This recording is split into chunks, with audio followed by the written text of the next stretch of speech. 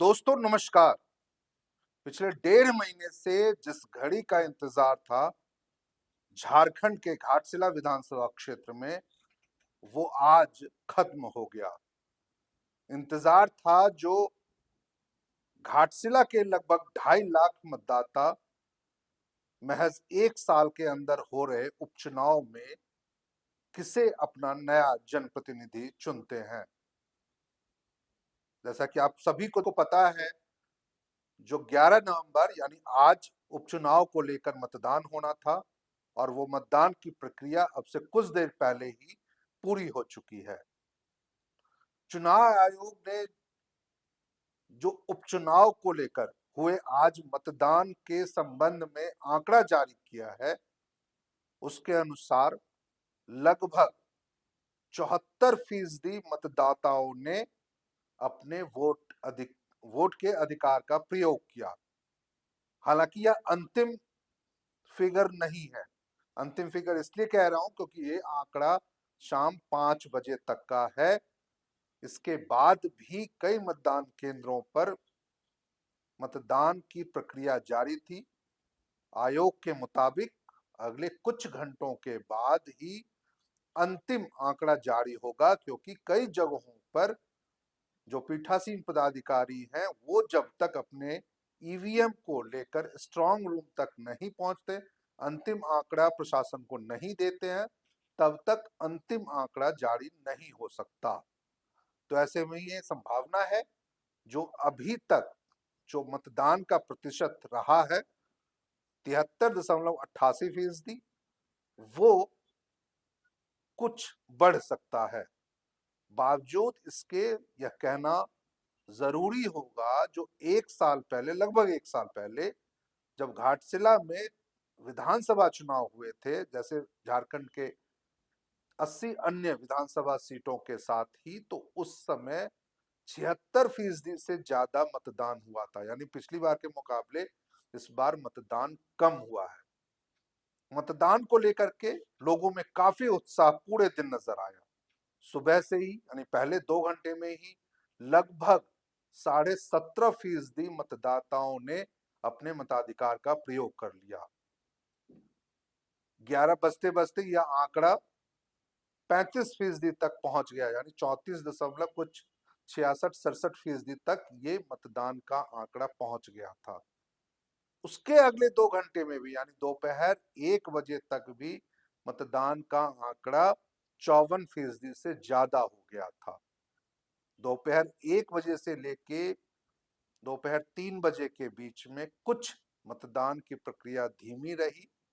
उम्मीद ये जताई जा रही है जो शायद धूप की वजह से, दोपहर के वक्त होने की वजह से ये कम रही, और मतदान का प्रतिशत लगभग 3 बजे जो जारी किया गया था वह 69% था। लेकिन अंतिम 2 घंटे में यानी 3 बजे से 5 बजे के बीच मतदान बहुत कम नजर आया। महज 4 से 4.5% ही मतदान हो पाया। आशंका ये जताई जा रही है जो ज्यादातर मतदाताओं ने जिन्हें मतदान करना था वो मतदान कर चुके थे। बहुत कम संख्या में ही जो अमूमन मतदान करने के लिए निकलते हैं, उनकी कतारें कुछ मतदान केंद्रों पे नजर आई। यही वजह है जो अंतिम 2 घंटे में मतदान का प्रतिशत धीमा रहा, और 5 बजे जो आंकड़ा जारी हुआ वो 73.88% का हुआ। अब इंतजार जो 13 उम्मीदवार खड़े हैं इस उपचुनाव में, उन्हें 14 नवंबर का है, क्योंकि उस दिन ही चुनाव आयोग के जारी दिशा निर्देशों के अनुरूप मतगणना की प्रक्रिया होगी। मतगणना में भी तमाम वो सारे उपाय किए जाएंगे जो चुनाव आयोग ने पिछले महीने उपचुनाव की घोषणा के वक्त कहे थे, जिसमें सबसे ज्यादा चर्चा इस बात की हुई थी जो क्या सबसे पहले पोस्टल बैलेट की गिनती होगी या नहीं। चुनाव आयोग ने साफ कहा था जो अंतिम राउंड के ईवीएम के अंतिम राउंड के गणना से पहले ही पोस्टल बैलेट की गिनती पूरी कर लेनी होगी। यानी निर्वाची पदाधिकारी चाहे तो पोस्टल बैलेट के साथ साथ ईवीएम की गिनती भी शुरू कर सकते हैं सुबह 8 बजे से, और उसके बाद अंतिम रिजल्ट जारी करने से पहले उन्हें, या अंतिम राउंड में, जो आप सभी जानते हैं जो कई राउंड में ईवीएम के मतों की गिनती होती है, तो अंतिम राउंड की गणना से पहले, कम से कम 2 राउंड की गणना से पहले उन्हें पोस्टल बैलेट की गिनती कर लेनी होगी। आप सभी दर्शकों को पता है जो इस उपचुनाव में मुख्य मुकाबला जो था वह झामुमो के सोमेश सोरेन और भाजपा के बाबूलाल सोरेन के बीच था, और इन दोनों के मुकाबले को त्रिकोणीय बनाने की कोशिश झारखंड लोकतांत्रिक मोर्चा, या फिर आप इसको जेएलकेएम कह सकते हैं, झारखंड क्रांतिकारी लोकतांत्रिक मोर्चा के उम्मीदवार रामदास मुर्मू के बीच में हुआ। अब यह मुकाबला त्रिकोणीय बना या नहीं बना, यह तो अगले कुछ घंटों के बाद पता चल पाएगा। हालांकि पिछली बार यानी 2024 में जब चुनाव हुए थे तो उस समय भी रामदास मुर्मू ने इस मुकाबले को त्रिकोणीय बनाने की कोशिश की थी, लेकिन वो इसमें सफल नहीं हो पाए थे, और उस बार उन्हें उन दोनों उम्मीदवारों के मुकाबले केवल 8,000 वोट मिले थे। हालांकि इस बार चुनाव प्रचार में जेएलकेएम के पक्ष में उनके पार्टी के सुप्रीमो और डुमरी विधायक जयराम महतो ने जमकर पदयात्रा की थी, लोगों से मुलाकात की, उन्हें जनसंपर्क में, ग्राउंड जनसंपर्क जिसको आप कह सकते हैं, जो ग्राउंडेड होके, यानी कि जमीन पे पैदल चलते हुए लोगों से मुलाकात करते हुए उनके बीच में जाकर उनकी बातें करके उन्होंने भरसक यह प्रयास किया तो जो अन्य जो 2 उम्मीदवार, प्रमुख उम्मीदवार हैं, उनके मुकाबले इनके पहचान को, इनकी बातों को लोगों के बीच में ज्यादा से ज्यादा तक रखा जाए। अब इसमें वो कितना सफल हो पाते हैं, मतदाताओं को कितना प्रभावित कर पाए हैं, यह तो मतगणना की तिथि के दिन ही तय हो पाएगा, जो आखिर उन्हें वोट कितने मिलते हैं। लेकिन जो राजनीतिक विश्लेषक है वह यह समझ रहे हैं जो जेएलकेएम का प्रदर्शन पिछले विधानसभा चुनाव के मुकाबले इस बार बेहतर हो सकता है, यानी जो पिछली बार 8,000 से कुछ अधिक वोट मिले थे वो उसका आंकड़ा ज्यादा हो सकता है, 10 से 12, 14, 15,000 तक वोटों का आंकड़ा उनका जा सकता है। वहीं दूसरी तरफ जेएमएम को उम्मीद है, जो पिछली बार उनके उम्मीदवार जो रहे थे दिवंगत शिक्षा मंत्री रामदास सोरेन, उन्हें 98,000 वोट मिले थे, इस बार वो आंकड़ा 1 लाख के ऊपर ले जाए, और इसका भरसक प्रयास भी पार्टी के अध्यक्ष और मुख्यमंत्री हेमंत सोरेन ने किया, उनका साथ दिया उनकी पत्नी और गांडे विधायक कल्पना सोरेन ने, जमकर उन्होंने भी चुनाव प्रचार किया, पदयात्रा की, रोड शो किया, यानी वो तमाम चीजें की जिसके माध्यम से वह मतदाताओं को प्रभावित कर सके। और इस बीच में जमकर यह बातें भी लोगों के बीच में कही गई जो कैसे यह उपचुनाव हो रहा है, यानी मंत्री और घाटशिला के विधायक रामदास सोरेन के प्रति घाटशिला के लोगों की श्रद्धांजलि का यह एकमात्र मौका होगा जो आप वोट के माध्यम से सोमेश सोरेन को जिता करके आप उन्हें अपनी श्रद्धांजलि अर्पित करें। यानी जेएमएम की कोशिश पूरे उपचुनाव के प्रचार के दौरान यह रही जो सहानुभूति के नाम पर लोगों का वोट हासिल किया जा सके। वहीं दूसरी तरफ भाजपा के पक्ष में जितने भी लोगों ने या जितने भी नेताओं ने प्रचार किया, उनकी कोशिश सरकार को घेरने की थी, उनके मुद्दों के आधार पर, उनकी उपलब्धियों के आधार पर, साथ ही साथ दूसरे जो प्रमुख मुद्दे जो हमेशा से बीजेपी उठाती रही है, चाहे वो पलायन का मुद्दा हो, चाहे वो रोजगार का मुद्दा हो, चाहे वो घुसपैठ का मुद्दा हो, चाहे वो कानून व्यवस्था का मुद्दा हो, चाहे वो बालू घाटों की नीलामी का मुद्दा हो,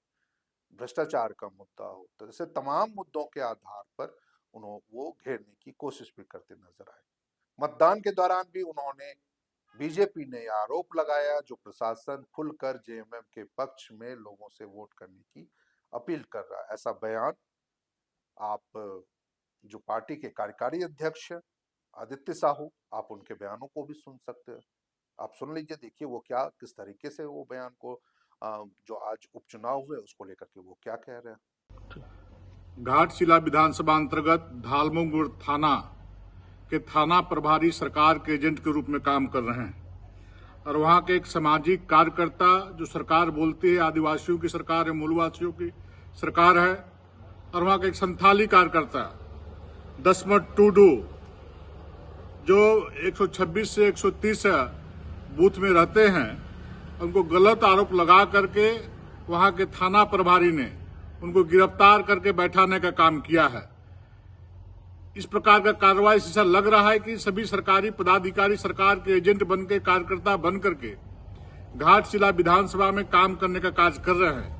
लेकिन सरकार लाख कोशिश कर ले, घाटशिला का जो वोट प्रतिशत जो दिख रहा है और जो मतदाताओं को रुझान दिख रहा है, निश्चित रूप से धालमुमगढ़ थाना से और घाटशिला विधानसभा से काफी बढ़त की ओर भारतीय जनता पार्टी का प्रत्याशी आगे चल रहा है। इसलिए इस प्रकार का काम वैसे प्रशासनिक पदाधिकारी नहीं करने का काम करे।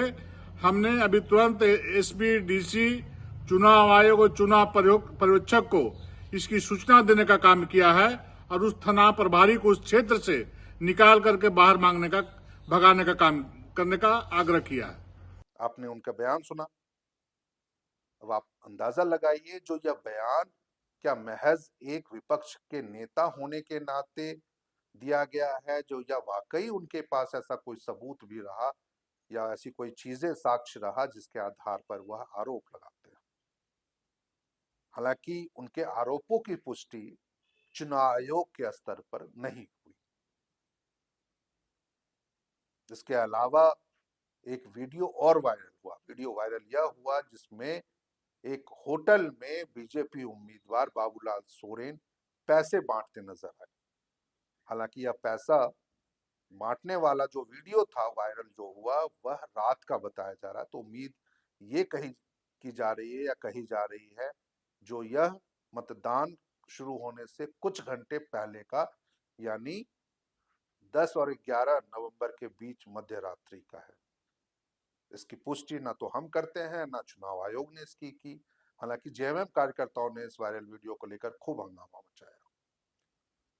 तो खैर, ये तमाम घटनाओं को लेकर के या तमाम उपचुनाव से जुड़े अपडेटों को लेकर के यह हमारा वीडियो आपको कैसा लगा, इस वीडियो को अपने दोस्तों के साथ, अपने सगे संबंधियों के साथ शेयर करें और अपने विचार भी कमेंट बॉक्स के जरिए आप हमसे साझा कर सकते हैं।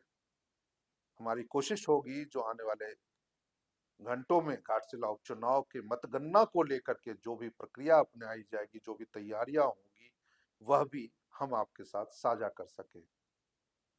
अब तो इंतजार आपको और हम सबको 14 नवंबर का है, जब मतगणना होगी। इस वीडियो में फिलहाल इतना ही। मैं हूं शैलेंद्र और आप देख रहे थे जीटी रोड लाइव। जय हिंद, जय भारत, नमस्कार।